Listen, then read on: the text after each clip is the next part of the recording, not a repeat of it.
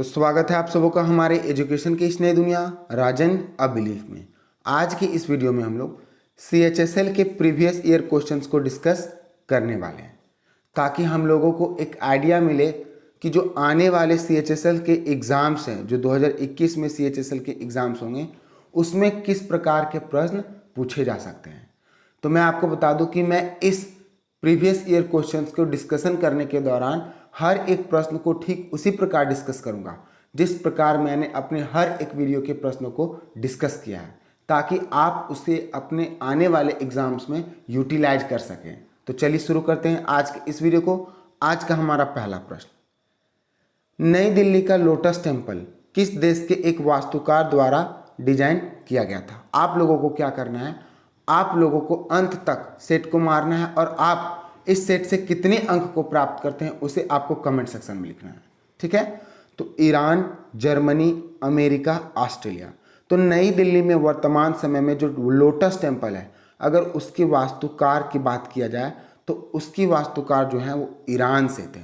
अगर इस वास्तुकार की नाम की बात किया जाए जो अब के एग्जाम्स में प्रश्न पूछा जा सकता है, तो उसका नाम फरीबर्ज सहबा है। क्या है? फरीबर्ज सहबा। अच्छा, इन्होंने जो है इस लोटस टेम्पल के निर्माण की शुरुआत 1976 में की थी, लेकिन ये 10 साल के बाद 1986 में इस मंदिर को बना सके। अच्छा, ये जो लोटस टेम्पल है इसकी एक खास बात है, यह किसी भी धर्म से संबंध नहीं रखता है। अच्छा, ये तो सारी की सारी मैंने बातें वास्तुकार के बारे में बताई।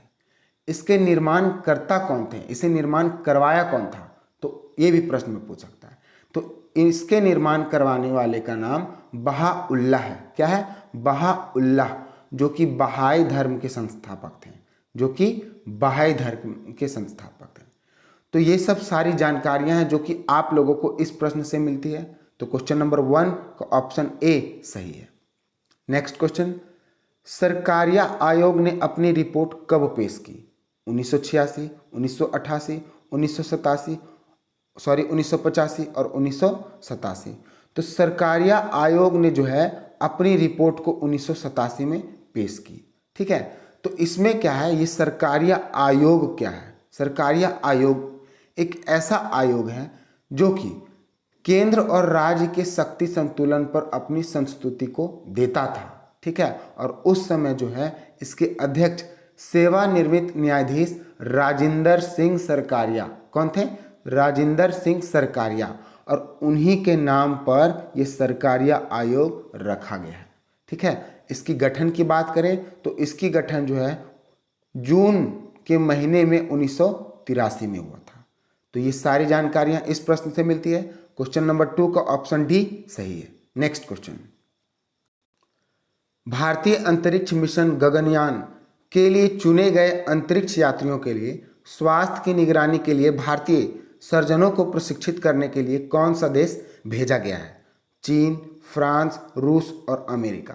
तो इस प्रश्न का जो उत्तर होगा वो ऑप्शन सी होगा।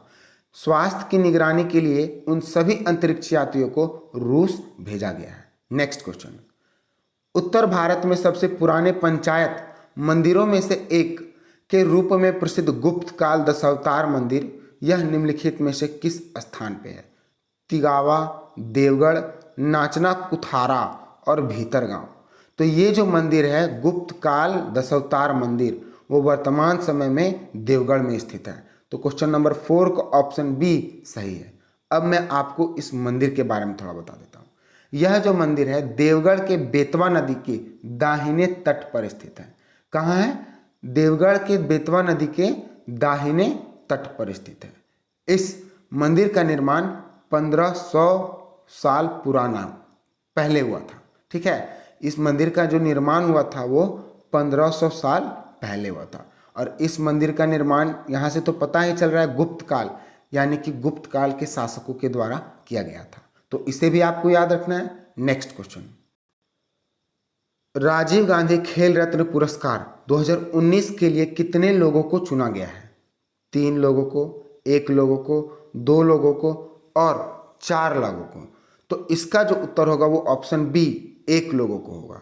राजीव गांधी खेल रत्न पुरस्कार जो 2019 में पुरस्कृत किया गया है लोगों को तो उस समय 2019 में केवल एक ही लोगों को पुरस्कृत किया गया जिसका नाम बजरंग पुनिया है। अच्छा, आपको मैं बता दूं कि ये जो प्रश्न है, इस प्रश्न में प्रीवियस ईयर क्वेश्चंस में जितने भी करंट अफेयर्स मिलेंगे वो सारे के सारे वर्ष 2019 के होंगे। तो यहाँ से आपको आइडिया लगाना होगा कि अगर इस प्रकार के प्रश्न वर्ष 2019 से पूछा जा रहा है, हालांकि एग्जाम जो हुआ था 2020 में हुआ था, तो आप लोगों को 2021 में जो एग्जाम्स होंगे वो वर्ष 2021 और 2020 से प्रश्न पूछे जाएंगे। और कोरोना वायरस पे जितने भी इम्पॉर्टेंट प्रश्न हैं आपको उस प्रश्नों को रिवाइज कर लेना चाहिए, क्योंकि कोरोना वायरस से बहुत सारे प्रश्न बनने वाले हैं आने वाले एग्जाम्स में, क्योंकि ये लॉकडाउन हम लोगों के लिए बहुत ही ज़्यादा प्रभावित रहा है। खैर, तो इसका जो उत्तर होगा वो ऑप्शन बी 1 होगा। ठीक है। अच्छा, अब बात राजीव गांधी खेल रत्न पुरस्कार की है, तो मैं आपको इसके बारे में बता देता हूँ। राजीव गांधी खेल रत्न पुरस्कार भारत में खेल के क्षेत्र में दिया जाने वाला सबसे बड़ा पुरस्कार है। इस पुरस्कार का जो नामकरण किया गया है वो हमारे देश के पूर्व प्रधानमंत्री राजीव गांधी के नाम पे किया गया है। ठीक है। अच्छा, अभी मैंने कहा कि वर्ष 2019 मतलब 20 में एग्जाम्स हुआ था तो 19 का प्रश्न पूछा, तो आपको इस बार एग्जाम्स में क्या पूछ सकता है कि राजीव गांधी खेल रत्न पुरस्कार 2020 में कितने लोगों को दिया गया। तो इसका जो उत्तर होगा वो 4 लोगों को दिया गया है। कब दिया गया? 2020 में। तो कौन कौन थे वो भी पूछ सकता है, तो मैं आपको उनका नाम बता देता हूँ। उसमें से रोहित शर्मा, विनेश फोगाट, मरियप्पन थांगावेलु और मनिका बत्रा थी। तो ये 4 ऐसे नाम हैं जिसे वर्ष 2020 में राजीव गांधी खेल रत्न पुरस्कार से दिया गया था। तो इस पुरस्कार की एक और खासियत है कि इस पुरस्कार को जिस किसी व्यक्ति को भी दिया जाता है उस व्यक्ति को केवल 19 अगस्त को ही सम्मानित किया जाता है, क्योंकि 19 अगस्त को हम लोग जानते हैं एक बहुत ही ज़्यादा इम्पॉर्टेंट डेज मनाया जाता है। वो किसके जन्मदिन पे मनाया जाता है इसका उत्तर आपको कमेंट सेक्शन में देना है। ठीक है। अच्छा, चलिए आगे बढ़ते हैं। 6 अक्टूबर 2019 में बीसीसीआई के उन 40 में से 40 राष्ट्रपति के रूप में निम्नलिखित में से किस ने कार्यभार संभाला। हालांकि यहाँ राष्ट्रपति नहीं होगा, ठीक है, यहाँ पे चेयरमैन होगा, या फिर आप बोल सकते हैं बीसीसीआई के अध्यक्ष और डायरेक्टर प्रेसिडेंट कौन थे वो पूछ रहा है। तो हम लोग जानते हैं वर्तमान समय में सौरव गांगुली हैं, तो इसका जो उत्तर होगा वो ऑप्शन सी सही होगा। नेक्स्ट क्वेश्चन, भारत में निर्मित कच्चे तेल पाइपलाइन का क्या नाम है? Kandla Bhatinda pipeline, Hazira Bijapur Jagdish gas pipeline, Naharkatiya Noonmati Barauni pipeline, Mumbai high Mumbai Ankleshwar Koyali pipeline. तो ये भी करंट अफेयर्स का एक क्वेश्चन है जो कि 2019 में हुआ था। तो इसका जो उत्तर होगा वो option A Kandla Bhatinda pipeline होगा। तो इसे भी आपको याद रखना है। नेक्स्ट क्वेश्चन, हिंद महासागर सुनामी 2004 की तीव्रता क्या थी? 8.6, 8.9, 9.1 और 7.4। तो हिंद महासागर सुनामी 2004 की तीव्रता की बात करें तो वो जो है वो 9.3 था, और वो केवल 9.3 ही नहीं बल्कि 9.1 से 9.3 था। तो इसे आपको याद रखना है। हालांकि अब आपको 2004 की सुनामी के बारे में नहीं पूछेगा, कोई दूसरे वर्ष के सुनामी के बारे में पूछेगा, तो आपको क्या करना है कि आपको उस चीज़ के लिए भी तैयार रहना है। चलिए, तो क्वेश्चन नंबर 8 का ऑप्शन सी सही है। अच्छा, अभी लेकिन मैंने कहा कि सुनामी की तीव्रता, तो ये जो मापा गया है वो किसी ना किसी यंत्र से मापा गया होगा। तो आप लोगों को फिर से मैं कमेंट सेक्शन में लिखने के लिए एक होमवर्क देता हूँ। आप लोगों को बताना है कि सुनामी को किस यंत्र से मापा जाता है। तो चलिए शुरू करते हैं, चलिए आगे बढ़ते हैं। अर्थव्यवस्था के निम्नलिखित में से किस क्षेत्र की भारत की जीडीपी का सबसे अधिक हिस्सेदारी है? औद्योगिक, सेवा, विनिर्माण और कृषि। तो अर्थव्यवस्था में अगर वर्तमान समय की बात करें या वर्ष 2019 की ही बात करें तो सबसे ज़्यादा जो है वो जीडीपी में अधिकार सेवा क्षेत्र के द्वारा दिया जा रहा है, हिस्सेदारी दिया जा रहा है।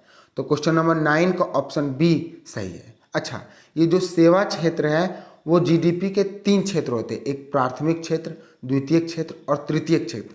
तो ये जो सेवा आता है तो वो तृतीय क्षेत्र में आता है। तो इसे आपको याद रखना है। नेक्स्ट क्वेश्चन, भूटान का राष्ट्रीय खेल क्या है? देखिए, अब एग्जामिनर्स कैसे प्रश्न पूछते हैं। अब तक एग्जाम्स में भारत के राष्ट्रीय खेल, भारत के राष्ट्रीय पक्षी, पशु और चीज़ें जितने भी होती थी वो भारत के बारे में पूछा जाता। लेकिन अब कंपटीशन टफ हो गई है, तो अब क्या करता है कि अब भारत के बारे में ना पूछकर भारत के पड़ोसी देशों के बारे में या दुनिया के कुछ वैसे देशों के बारे में पूछते हैं जो कि बहुत ही ज़्यादा पॉपुलर हैं। जैसे अमेरिका हो गया, फ्रांस हो गया, यूरोप के तो बहुत सारे ऐसे देश हैं जो कि पॉपुलर है, डेवलप्ड हैं, तो उनके बारे में पूछा जा सकता है। तो आपको इस चीज़ के लिए अब तैयार होना होगा, क्योंकि अब चीज़ें थोड़ी टफ हो गई है। चलिए, हालांकि यहाँ पे देखते हैं भूटान का राष्ट्रीय खेल क्या है। तो भूटान के अगर राष्ट्रीय खेल की बात करें, ताइक्वांडो, शूटिंग, तीरंदाजी और कुश्ती। तो भूटान का राष्ट्रीय खेल ताइक्वांडो है। अच्छा, ये तो भूटान के राष्ट्रीय खेल के बारे में बताया। अभी मैंने कहा हो सकता है कि भारत के पड़ोसी देशों के बारे में पूछ दें, तो मैं आपको भारत के पड़ोसी देशों के राष्ट्रीय खेल के बारे में बता देता हूँ। अगर नेपाल के राष्ट्रीय खेल की बात करें तो उसके राष्ट्रीय खेल का नाम दांडी बिया है। भारत का तो हम लोग जानते हैं हॉकी। पाकिस्तान की बात करें तो उसके राष्ट्रीय खेल का नाम फील्ड हॉकी है। क्या है? Field hockey. अच्छा, अफगानिस्तान के राष्ट्रीय खेल का नाम क्या है तब? तो अफगानिस्तान के राष्ट्रीय खेल का नाम बुजकाशी है। क्या है? बुजकाशी।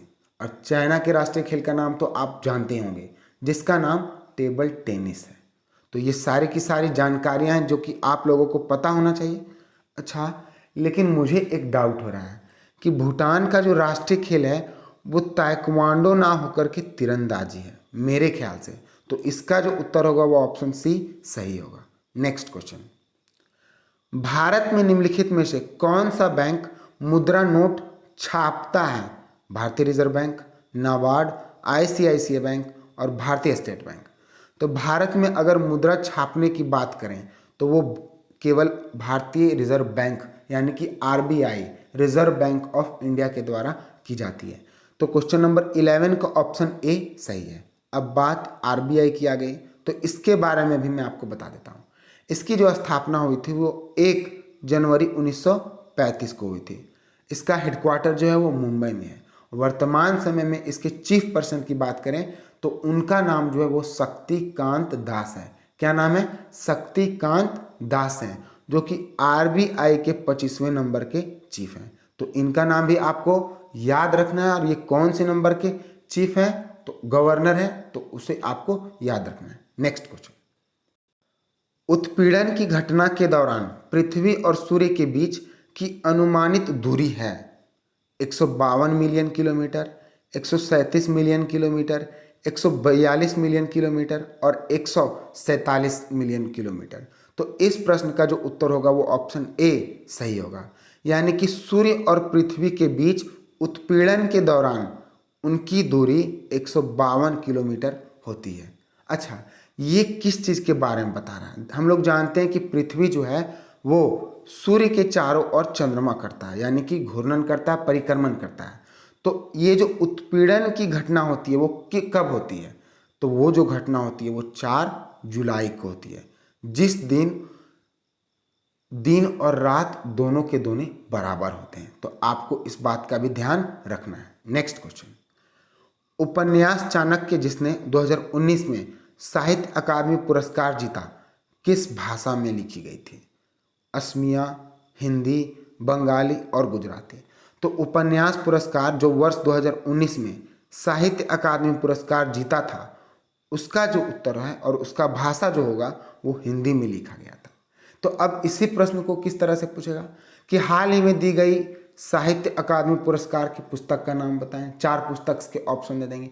हो सकता है फिर से उसी पुस्तक के लैंग्वेज के बारे में वो दे दे, हो सकता है उसी पुस्तक के राइटर के बारे में दे दे। तो आपको चीज़ों को तैयार रहना होगा, चीज़ों के लिए तैयार रहना होगा, क्योंकि अब एग्जाम्स में क्या पूछेगा वो एग्जामिनर्स को भी पता नहीं है। तो इन सभी चीज़ों का ध्यान रखें। मैं बार बार इस चीज़ों को इसलिए बोल रहा हूँ। चलिए आगे बढ़ते हैं। टीन को किस चिन्ह से दिखाया जाता है? TI, SI, TA और SN। तो अगर टीन की सिंबल की बात करें, जो कि टीन एक एलिमेंट है और उसके सिंबल की बात करें तो उसका जो उत्तर होगा वो SN होगा, यानी कि टीन को SN के द्वारा दर्शाया जाता है। अच्छा, अगर तीनों ऑप्शंस की बात करें तो कौन सा सिंबल किस एलिमेंट को बताता है वो मैं आपको बताता हूँ। अगर ऑप्शन ए यानी कि Ti की बात करें तो Ti जो है वो टाइटेनियम को बताता है और टाइटेनियम का एटॉमिक नंबर 22 होता है। अगर Si की बात करें तो ये तो कॉमन सा है, सिलिकॉन के बारे में बताता है और सिलिकॉन का एटॉमिक नंबर 14 है। अगर Ta की बात करें तो हो सकता है आप इसके बारे में नहीं जानते होंगे, तो ये जो है Ta वो टेंटेलम, कौन सा एलिमेंट, टेंटेलम एलिमेंट को बताता है जिसका एटॉमिक नंबर 73 यानी कि 73 है। तो आपको अब एटॉमिक नंबर्स को याद करना होगा, उनके सैंबल को याद करना होगा, उनके एटॉमिक मास को भी याद करना हो सकता है। तो ये सब चीज़ों के साथ आप तैयार रहिए, एग्जाम्स में कुछ भी पूछ सकता है। चलिए आगे देखते हैं। भारत के संविधान के निम्नलिखित में से किस अनुच्छेद में राज्यों की विधानसभाओं का गठन का प्रावधान है? 165, 168, 163 और 197। तो इसका जो उत्तर होगा वो ऑप्शन बी होगा, यानी कि भारतीय संविधान में 168 अनुच्छेद में, किस अनुच्छेद में, 168 अनुच्छेद में राज्यों में विधानसभाओं के गठन का प्रावधान किया गया है। अच्छा, ये तो राज्यों के विधानसभाओं का गठन का बात किया है। अगर हम देश की संसद के गठन का बात करें तो वो हमारे देश के अनुच्छेद 79 यानी कि 79 में दिया गया है। तो क्वेश्चन नंबर 15 का ऑप्शन बी सही है। नेक्स्ट क्वेश्चन, हैदराबाद शहर का संस्थापक कौन थे? निजाम उल मुल्क, सैखत जंग, सलामत जंग और नासिर जंग। तो इस प्रश्न का उत्तर निजाम उल मुल्क होगा, क्योंकि इन्हीं के द्वारा हैदराबाद शहर का स्थापना की गई थी। नेक्स्ट क्वेश्चन, कितने पश्चिम अफ्रीकी देशों ने दिसंबर 2019 में अपनी आम मुद्रा का नाम CFA फ्रैंक से बदलकर इको करने पर सहमति व्यक्त की है? 5, 8, 6 और 7। तो इस प्रश्न का जो उत्तर होगा वो 8 होगा, क्योंकि 8 अफ्रीकी ऐसे देश हैं जिसने दिसंबर 2019 में अपनी आम मुद्रा CFA फ्रैंक को बदलकर इको करने का सहमति व्यक्त किया था। अच्छा, इसी क्वेश्चन को अगर दूसरे तरीका से पूछने की बात हो तो आपको क्या करता कि उन 8 देशों में से किसी एक देश का नाम दे देता, किसी 3 देश का नाम दे देता। अगर एक देश का नाम देता तो बोलता कि निम्नलिखित में से कौन सा ऐसा अफ्रीकी देश है जिसने अपनी आम मुद्रा को CFA फ्रैंक से बदलकर इको करने पर सहमति दी है। अगर 3 देशों का नाम देता तो क्वेश्चन क्या रहता कि निम्नलिखित में से कौन सा ऐसा देश नहीं है जो कि अपनी आम मुद्रा को बदलना चाहता है। तो उस अनुसार आपको काम करना होगा। तो मैं आपको हालांकि यहाँ पे नाम बता देता हूँ कि कौन कौन सा ऐसा देश हैं अफ्रीका के जो कि अपनी करेंसी को बदलाव करने पर सहमति दिए थे। पहली बात करें तो बेनिन, बुर्किना फासो, गिनी बिसाऊ, आइवरी कोस्ट, माली, नाइजर, सेनेगल और टोगो, ये 8 ऐसे देश हैं जिसने अपनी करेंसी को बदलाव करने पर सहमति व्यक्त की थी। नेक्स्ट क्वेश्चन, वायुमंडल में ओजोन का अधिकांश भाग वायुमंडल की किस परत में पाया जाता है? थर्मोस्फेयर, समताप मंडल, मेसोस्फेयर और ट्रोपोस्फेयर। तो इस प्रश्न का जो उत्तर होगा वो ऑप्शन बी समताप मंडल होगा, क्योंकि ओजोन लेयर का जो है, अगर पृथ्वी ये है मान लेते हैं तो पहला तो क्षोभ मंडल होता है जो कि 8 से 18 किलोमीटर तक फैला रहता है, और दूसरा 8 से 32 किलोमीटर, लगभग जो 32 किलोमीटर तक होता है, तो उसमें समताप मंडल होता है और उसी समताप मंडल में ओजोन के अधिकांश भाग पाए जाते हैं। नेक्स्ट क्वेश्चन, मिस यूनिवर्स 2019 निम्नलिखित में से किस देश की मूल निवासी है? दक्षिण अफ्रीका, ऑस्ट्रेलिया, फ्रांस और जमैका। तो इसका उत्तर दक्षिण अफ्रीका होगा। हालांकि मैं बता दूं कि जिस महिला ने मिस यूनिवर्स 2019 को जीता था वो दक्षिण अफ्रीका से तीसरी महिला थी। क्वेश्चन नंबर 19 का ऑप्शन ए सही है। अब इस वीडियो का लास्ट क्वेश्चन, भटियाली निम्न में से किस राज्य का लोक संगीत है? कर्नाटक, तमिलनाडु, पश्चिम बंगाल और केरल। तो भटियाली जो है वो पश्चिम बंगाल का लोक नृत्य है। क्वेश्चन नंबर 20 का ऑप्शन सी सही है। तो ये सारी की सारी जानकारियां हैं जो मेरे द्वारा आपको दी जानी थी। इस प्रश्न का जो डिस्कशन करने का जो उद्देश्य है वो ये है कि आप लोगों को एक आइडिया मिले कि आने वाले एग्जाम्स हैं, चाहे वो CHSL का हो या फिर MTS का हो, वो किस प्रकार से प्रश्न को पूछ सकता है। तो आप उसके लिए तैयार रहें, यही आपसे मेरा रिक्वेस्ट है। चलिए तब तक अब मिलते हैं आपके साथ नेक्स्ट वीडियो में। तब तक के लिए all the best, good luck.